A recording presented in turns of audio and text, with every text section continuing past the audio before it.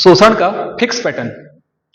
भारतीय किसानों को बंधुआ मजदूरी, बेगारी और दास प्रथा की जंजीरों में जकड़ने वाला एक नया शोषक जमींदार वर्ग तैयार करने में महत्वपूर्ण भूमिका निभाने वाला लॉर्ड कॉर्नवालिस और उसका स्थायी बंदोबस्त आज हमारी चर्चा का मुख्य विषय होगा। आज हम समझेंगे किस तरीके से लॉर्ड कॉर्नवालिस ने स्थायी बंदोबस्त की नींव डाल करके भारतीय किसानों को एक बहुत बड़े खाई में धकेल दिया। 1953 के बंगाल में जब तक काश्तकारी नियम लागू नहीं हुआ तब तक इनका शोषण पीढ़ी दर पीढ़ी होता रहा और बंधुआ मजदूरों की एक कतार लग गई भारत में। 1953 में जब बंगाल में काश्तकारी नियम लागू हुआ उसके बाद उनको भूमि का, किसानों को मालिकाना हक दिया गया, तब जाकर के स्थिति सुधरी। तो क्या है स्थायी बंदोबस्त, कैसे शुरुआत हुआ, किस तरह का इसका इतिहास है, आज ये हमारी चर्चा का मुख्य विषय होगा। आप सभी का एक बार फिर से स्वागत है प्रगति कोचिंग सेंटर के ऑफिशियल यूट्यूब चैनल पर। मैं अमित साहू आप सभी का फिर से स्वागत करता हूं। सभी को गुड आफ्टरनून। आज हम स्थायी बंदोबस्त के बारे में पढ़ेंगे।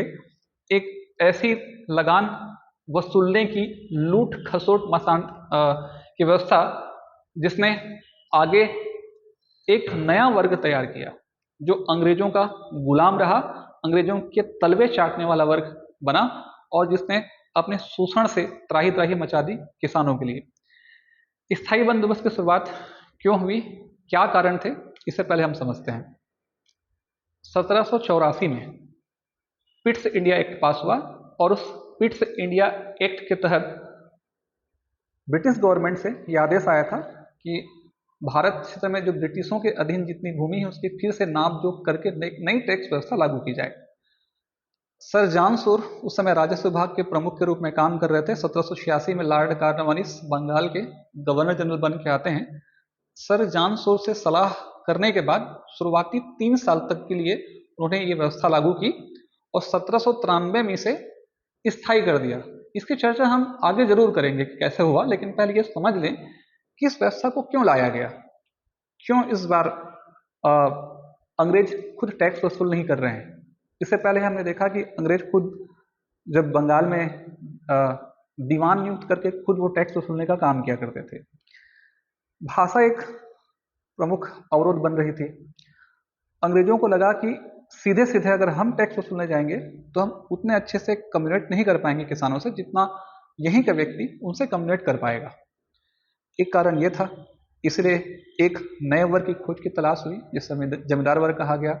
उसका सबसे महत्वपूर्ण कारण यह था कि कहीं ना कहीं लॉर्ड कॉर्नवालिस चाहता था कि हमारी ऊर्जा और समय जो है टैक्स वसूलने की बजाय अन्य प्रशासनिक कार्यों में हम अपना समय दें तो भारत में उनके हित के हिसाब से अच्छा होगा।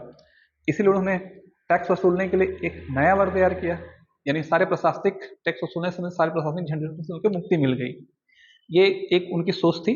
और तीसरी बड़ी सोच ये थी कि कहीं ना कहीं एक फिक्स रेवेन्यू ब्रिटिश सरकार को मिलता रहेगा और अपना आगे का बजट बनाने में उनको सुविधा हो जाएगी। तो ये कुछ ऐसे कारण थे जिसने स्थायी बंदोबस्त को आरंभ करने की प्रेरणा दी लॉर्ड कॉर्नवालिस को। स्थायी बंदोबस्त जब लागू किया गया तो इसके लिए कोई निश्चित दर नहीं थी, लेकिन सबसे पहली और बहुत महत्वपूर्ण विशेषता यह है कि पहली बार भारत में जमींदारों को भूमि का स्वामी माना गया, यानी भूमि का मालिकाना हक जमींदारों को दे दिया गया। भूमि का जब मालिकाना हक उनको दे दिया जाता था तो जमींदार को एक निश्चित राशि, जिसे अंग्रेज पहले फिक्स कर लेते थे, उतनी निश्चित राशि टैक्स रूप में उनको वसूलना होता था और एकत्र किए गए टैक्स का 10/11वां हिस्सा, यानी 11 हिस्सा का 10वां हिस्सा ब्रिटिश कंपनी को, ईस्ट इंडिया कंपनी को, और 1/11 हिस्सा जमींदार को अपने लाभ के लिए, अपने खर्चों के लिए रखना पड़ता था। एक निश्चित अवधि तय कर दी जाती थी और जब निश्चित अवधि तय कर दी जाती थी तो इस निश्चित अवधि के भीतर में आपको उतनी एकत्र राशि को सूर्यास्त से पहले पहले जमा करना होता है। जैसे मान लीजिए कि 8 महीने का समय अवधि दे दिया तो आज से 8 महीने के बाद जो रकम फिक्स कर दी जाती थी, इतना टैक्स आपको वसूलना है, उतना टैक्स आपको जमा करना होता ब्रिटिश सरकार के पास आप मार के लाएं, पीट के लाएं, हत्या करके लाएं, लूट खसोट के लाएं, ब्रिटिश सरकार को इससे कोई मतलब नहीं था, उतना पैसा जमा होना चाहिए। ऐसी व्यवस्था उन्होंने बनाई थी स्थायी बंदोबस्त के लिए। शुरुआत में बहुत सारे जमींदार इसी से जुड़ नहीं पाए। जमींदारों के पास अपनी समस्या थी। उनका कहना था कि किसान जो है, किसान के घर में अगर शादी है, वो पैसा नहीं दे पाए तो समस्या उत्पन्न होगी, उसके बाद अगर फसल नहीं हुई तो समस्या होगी, अन्य बहुत सारे कारण हो गए जिससे किसानों का जुड़ना यहाँ पर संभव नहीं हो पा रहा था।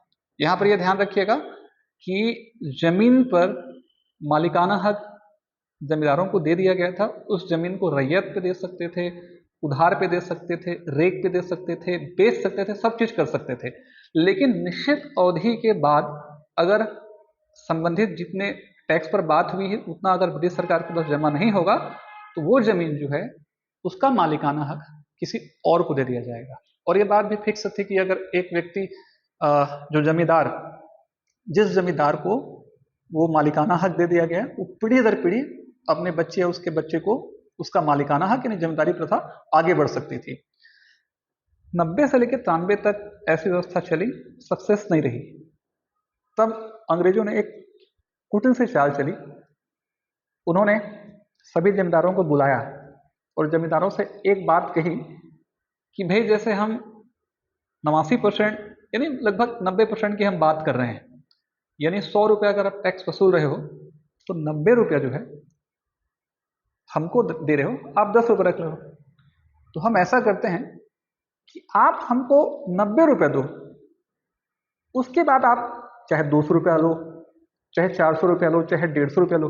अभी तो ऐसी बात थी कि 100 वसूलना है और 90 उनको देना, 10 अपने पास रखना है। ऐसी घोषणा करते ही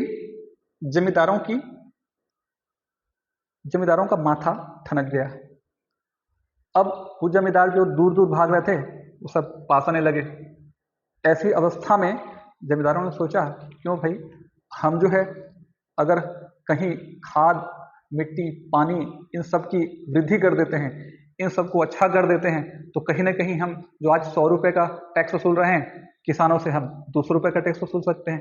अंग्रेजों को तो केवल 90 रुपये देना है। ऐसी अवस्था में सारे जमींदार वापस अंग्रेजों के पक्ष में आने लगे और वहां से एक शोषण का दौर शुरू हो गया। यहाँ इस बात को आपको ध्यान रखना है कि वो तब का दौर था जहां बंगाल में बहुत अधिक मात्रा में फसलों का उत्पादन हुआ, क्योंकि बहुत अधिक मात्रा में उनको टैक्स वसूलना था, अपना लाभ कमाना था। ऐसी स्थिति में सारे के सारे जो है जमींदार अंग्रेजों के अधीन होना शुरू हो गए और एक नया जमींदार वर्ग तैयार हुआ जिसने शोषण और कोड़े की नीति का प्रयोग करके अधिक से अधिक टैक्स वसूलना शुरू कर दिया। अब अंग्रेजों को लगा कि अब ये व्यवस्था जो है फिक्स हो चुकी है, तो 1793 में लॉर्ड कॉर्नवालिस ने जाते जाते इस व्यवस्था को स्थायी कर दिया। यानी वेलेजली के आते तक व्यवस्था वैसी बनी रही, सहायक संधि के पहले पहले तक।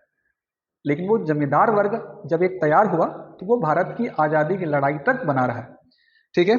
अब ऐसी परिस्थिति में 1793 से 10 वर्षीय बंदोबस्त को हटा करके स्थायी कर दिया गया, इसलिए इसे स्थायी बंदोबस्त के नाम से जाना जाता है।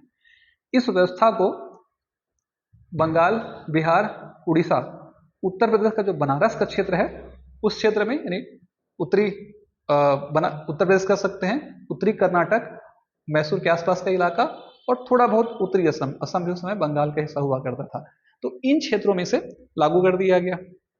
पहली बात, सूर्यास्त का नियम भी कहा गया। सूर्यास्त के होने तक आपको पैसा जमा करना पड़ता था, टैक्स जमा करना पड़ता था। इस समरारी व्यवस्था भी से कहा गया। इस व्यवस्था के लागू होने के बाद, ठीक है, एक नया वर्ग तैयार हुआ जो रंग और चमड़ी से तो काला था, हिंदुस्तानी था, लेकिन इसकी नीति और नियत जो है सफेदों की जैसी थी। यानी पूरी तरह से उन्होंने किसानों पर जुल्म और अत्याचार की कहर बरपा दी और अधिक से अधिक टैक्स वसूल करके अंग्रेजों को देना शुरू कर दिया। और उसके ऊपर में सिर पे बैठे रहते थे अंग्रेज। कभी भी कोई अगर किसान किसी प्रकार का विद्रोह करता था तो पूरी सेना लेकर के पहुंच जाते थे, उनको ठोक पीट करके वापस स्थिति को बदल देते थे। इस भीषण शोषण की अवस्था में भारत को कई बार अकालों से होकर गुजरना पड़ा, लेकिन उसके बावजूद भी टैक्स टैक्स वसूली जो थी वो बुरी तरह से बराबर थी। आपको जान के बड़ा आश्चर्य होगा कि 1793 में जब इस व्यवस्था को लागू किया गया तो 3,75,00,000 रुपया टैक्स वसूलने का लक्ष्य रखा गया था एक साल में, लेकिन उस समय जमींदारों ने 13 करोड़ टैक्स वसूले होंगे। अब वो टैक्स कैसे आए होंगे, आप इस बात को अच्छे से समझ सकते हैं। आगे ये व्यवस्था बुरी तरह से फैल हो गई। इस व्यवस्था के बुरी तरह से फैल होने का कुछ कारण भी था। अंग्रेजों ने सोचा था कि अगर हम कहीं ना कहीं अगर हम इस जमींदारों को ये व्यवस्था देते हैं तो प्रशासनिक झंझट हमारे पास कम रहेगी। बल्कि उल्टा हुआ, कई बार ऐसी स्थिति होती थी कि जमींदार टैक्स वसूल नहीं कर पाते थे तो उस जमींदारी को दूसरे जमींदार को बेचनी होती थी। फिर प्रशासनिक झंझट इस मायने में बढ़ गया कि उस जमींदार ने कितना खेत बेचा, खरीदा, कितना टैक्स आया, कितना टैक्स नहीं आया, फिर दूसरे से तीसरा, तीसरा चौथा। तो ऐसी प्रशासनिक दिक्कतें अंग्रेजों के पास आनी शुरू हो गई। पहला महत्वपूर्ण बिंदु, किसान वर्ग अंग्रेजों से पूरा नाराज हो गया। अभी आप आगे जब पढ़ेंगे किसान आंदोलन तो देखेंगे कि बहुत सारे विद्रोह हुए, तो उनमें एक बहुत बड़ा कारण भी था जो 1857 की क्रांति में कुछ तो इसका महत्व रहा। आगे एक और महत्वपूर्ण बिंदु है, ध्यान रखिएगा, एक निश्चित आय की बात कही गई थी, लेकिन वो निश्चित आय जो उन्होंने सोची थी उसका आना बल्कि कम हो गया और उनके प्रशासनिक खर्चों की संख्या इसमें बढ़ गई। तो पूरी तरह से ये व्यवस्था फैल होगी सिर्फ और सिर्फ इस मायने में कि कहीं ना कहीं अंग्रेजों को एक नया शोषित जमींदार वर्ग मिल गया जो आगे हमेशा उनका गुलाम बना रहा और हर बार अधिकांशतः उन्होंने किसी प्रकार का विद्रोह नहीं किया, बल्कि भारत में हुए विद्रोहों को दबाने में भी उनकी एक महत्वपूर्ण भूमिका रही। ये जो कुछ डाटा है आप स्क्रीनशॉट ले सकते हैं, ठीक है।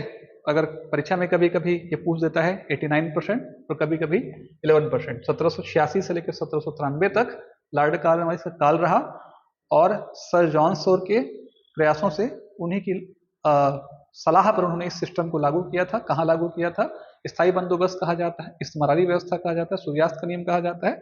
शुरुआत में 10 साल का था, बाद में से फिक्स कर दिया गया। उम्मीद होगा स्थायी बंदोबस्त आपको जरूर समझ में आया होगा। अगर वीडियो अच्छा लगे तो लाइक करें, सब्सक्राइब करें चैनल को। सभी को थैंक यू।